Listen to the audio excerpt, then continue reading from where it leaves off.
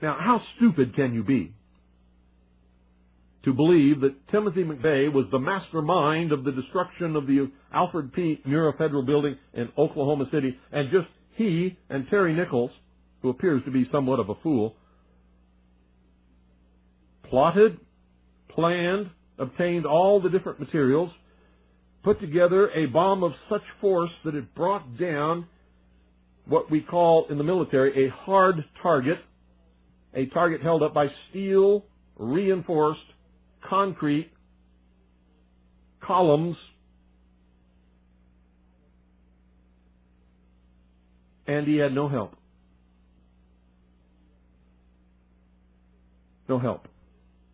And that there really was no person called John Doe number 2, that was all a mistake, and the drawings and the pictures they put out were not real people, and that was all a mistake. Well, I know that's a lie because Michael Brescia, who is John Doe number 2, the spitting image of the drawings that they put out, wearing the exact same cap that was worn by the man in the drawings that they put out, with the same tattoo on his left arm, stood in front of me for 10 minutes and talked to me in the company of Timothy McVeigh. And Tim McVeigh was not the leader. Tim McVeigh probably didn't say more than 25 or 30 words during the entire time. Michael Brescia did all of the talking. And the last thing he said before they left, in their green Mercury Marquis station wagon with a puke yellow interior, was watch Oklahoma City.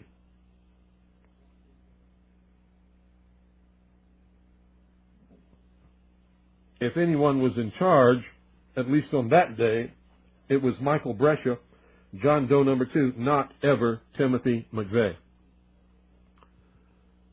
They told us during that conversation that they were setting out on a mission to make things better in this country, and that they had the approval of the United States Army, who had implanted them with computer chips, had given them their blessings, and knew exactly where they were and what they were doing all the time. Michael Brescia showed me a place behind his left shoulder and said there was a computer chip that had been implanted under his skin by the United States Army. I felt it. There was something under his skin. Without a doubt, it was hard. It felt like it was square. It wasn't very big. But I do not personally know what it was. Timothy McVeigh said he had one implanted in his buttock and wanted me to confirm that it was actually there. I declined for obvious reasons. I wish today that I had not been so squeamish. I wish that I had personally checked his buttock to make sure that there was indeed something implanted where he said that it was. But I did not. So I cannot vouch that there was anything in Timothy McVeigh's buttock, but there definitely was something behind Michael Brescia's left shoulder. Now, lest you think that I'm making all of this up, there were a total of 8 people, including me, not counting Timothy McVeigh and Michael Brescia, in the research center when Tim Lesperance brought them in to introduce them to us. Tim Lesperance is one of those people. His son Peter was there. His wife Katie runs Katie's Country Kitchen. Used to be in St. John's. I believe it's now in Snowflake, Arizona. Granny Ghostling was there. She was in her 80s. I don't know if she's still alive or not. I pray and hope that she is. But then she was in poor health, so she may have died since then. Bart Chow, Michael Aponte, his wife Sharon, were all there. They were working on the newspaper Veritas. They took part in the conversation. They listened. We all gathered round. There were 2 other visitors to the research center that day.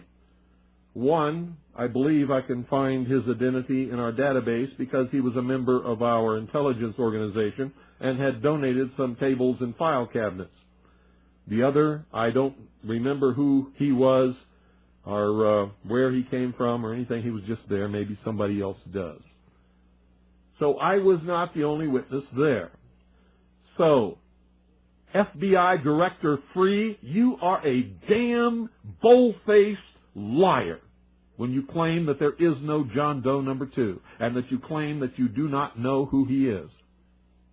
He's a federal informant, and that's why shortly after they issued the drawings identifying John Doe number 2, the FBI supervisors told all their agents to stop looking for him and to forget about him. He did not exist.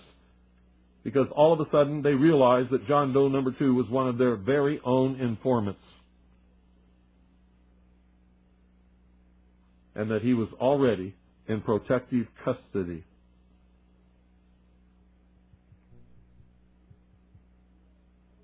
Louis Freeh, you are a bold-faced liar. The FBI is a subversive organization, has been for many, many years. They are a partner in taking down this country. Timothy McVeigh did not plan, nor did he put together, nor did he blow up the Alfred P. Murrah Federal Building, although he was a witting fool recruited by someone on the grounds of patriotism. I'm sure he was told that he was going to help squash internal dissidence and terrorism in this country. I'm also sure that he didn't believe that the bomb was really going to go off. I'm certain, just as sure as the day I'm standing here, that he probably believed that if it did go off, it would go off before anyone reported to work, or he believed that it would never go off at all. Why would he take credit for it when he's on death row and he knows he's going to be executed? Hell. Why not at that point? But I don't think he did it for that reason. I think he played his role right to the very end. And complete devastation of all of the evidence of the Alfred P. Murrah Federal Building. No independent, no outside, no civilian, no state investigation was allowed of the bombing site whatsoever. The building was razed, blown up, and guess how they had to blow it up to bring it down? They had to put shaped charges on the remaining pillars to bring that building down. Heck, why didn't they do just like Tim McVeigh did and pull up with a, Ryder rent-a-truck and with 4,000 pounds of bullshit in it and light a match?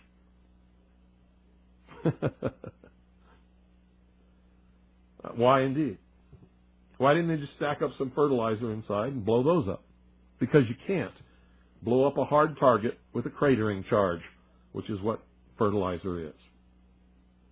Ammonium nitrate.